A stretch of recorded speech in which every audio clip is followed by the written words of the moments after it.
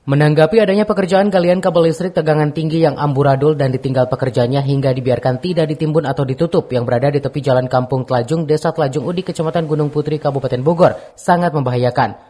Amin Sugandi, anggota DPRD Kabupaten Bogor, Komisi 1 Fraksi Partai Golkar dari daerah pemilihan Dapil 2 Bogor Timur, meminta Dinas PUPR bertanggung jawab atas adanya pekerjaan tersebut.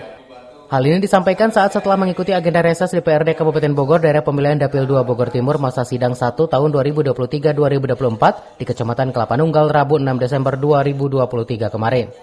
Bahkan ia meminta Dinas Pekerjaan Umum Perumahan Rakyat atau PUPR Kabupaten Bogor untuk segera memanggil pihak perusahaan yang melakukan pekerjaan tersebut sebelum mengakibatkan jatuh korban. Menurut saya gini, harusnya dinas terkait dalam hal ini kan itu PUPR sebenarnya, ya, untuk mengundang, memanggil pihak ketiga ataupun siapa yang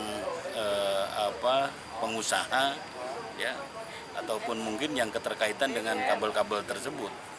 Itu kalau menurut saya harus diselesaikan, gitu. Jadi jangan sampai mengganggu, ya, masyarakat, aktivitas masyarakat, apalagi ke sekolah dan sebagainya.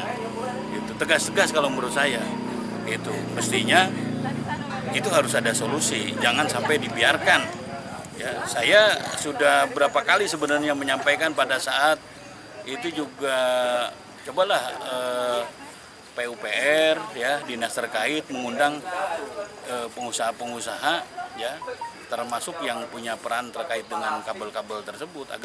Ya, saya sampaikan itu tadi kan dinas terkait PUPR dan dia tetap bertanggung jawab pengelola di kabel tersebut. Ini kan bahaya.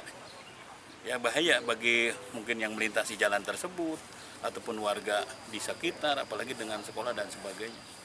Itu. Jadi saya tetap konsul dengan dari itu. Dari Kelapa Nunggal, Kabupaten Bogor, Edi Junaidi melaporkan.